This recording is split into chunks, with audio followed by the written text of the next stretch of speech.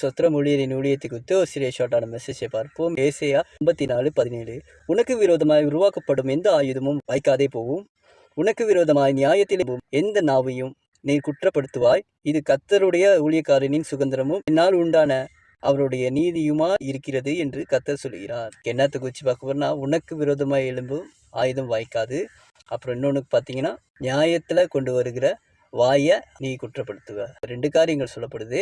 யாருக்கு இது வாய்க்காம போகும்னா, கர்த்தருடைய ஊழியக்காரங்கள். அவருடைய விசுவாசிகளும் ஊழியக்காரங்களா இருக்கணும்.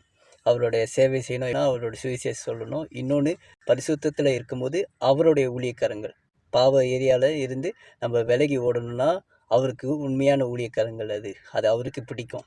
அப்போ இன்னொன்று, நம்ம அவருடைய ஊழியக்காரங்களாக இருந்தால் தான் இதெல்லாம் வாய்க்காமல் போகும். நம்மளுக்கு எதிர்த்து பேசுகிறவங்க நியாயப்படி கொண்டு வருவாங்க, அது எல்லாம் வாய்க்காமல் போகும். இன்னொன்று, நம்மளுக்கு ஆயுதங்களாக வரும். இப்போ உதாரணத்துக்கு ஒரு டாக்டர் சொல்லுவாங்க, ரொம்ப நாள் உயிராக இருக்க மாட்டேன்னு சொல்லுவாங்க, அது வாய்க்காமல் போகும். அப்போ இன்றைக்கி ஆவியில் இன்னும் ஒரு வளர்ச்சிகள் போனீங்கன்னா உபத்திரவங்கள் வரும். மேற்கொள்றதுக்கு கர்த்தர் உதவி செய்வார். அதான் திராணிக்கு மேலே சோதிக்க மாட்டாருன்ற. அப்போ இன்றைக்கி நம்ம யாரை குறித்து பார்க்கணும்னா, எஸ்தர் புத்தகத்தில் மொர்தெகாவும் ஆமானையும் குறித்து பார்க்க போகிறோம். ஆமான் ராஜானால் உயர்த்தப்பட்டோன்னே எல்லாம் அவரை வணங்கணும் அப்படின்னு ஒரு சட்டம் போட்டுருந்துச்சு. அப்போ மொர்தெகா அதை வணங்கலை.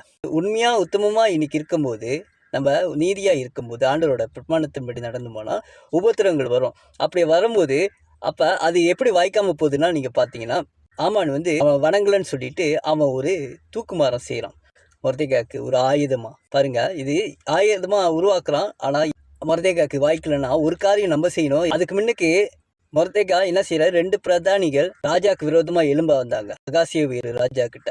அது மொர்தெகா எஸ்தர்கிட்ட சொல்லி, எஸ்தர் ராஜா கிட்ட சொல்லும் போது அது உண்மையாக இருந்துக்கும் போது அந்த பிரதானியை என்ன செய்கிறாங்க, தூக்கில் மரத்தில் போட்டுடுறாங்க. ராஜாவுக்கு அந்த டைம்லேயே அவனுக்கு பதில் கொடுக்கல. ஆனால் அவனுக்குன்னு ஒரு டைம் வரும்போது பாருங்கள், அகாசிய ராஜாவுக்கு ராத்திரியிலே தூக்கம் வராதனால புத்தகத்தை எடுத்து படிக்கும்போது அங்கே மொர்தெகாவுக்கு நல்லது எதுவுமே ஒன்றும் செய்யலை, அவன் ராஜா உயிரை காப்பாற்றினதுக்கு. அப்போ மொர்தெகாவே அங்கே கனப்படுத்துகிறாரு.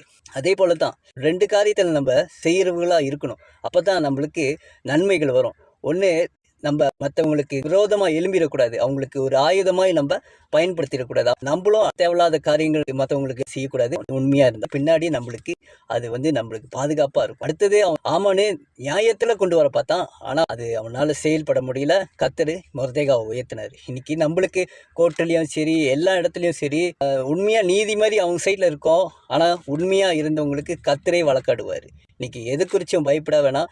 கர்த்தருக்காக உண்மையாக இருந்தீங்கன்னா கண்டிப்பாக எல்லா ஆயுதங்களும் பலிக்காது. கர்த்தருக்கு சித்தமானால் அடுத்த வீடியோவில் பார்ப்போம்.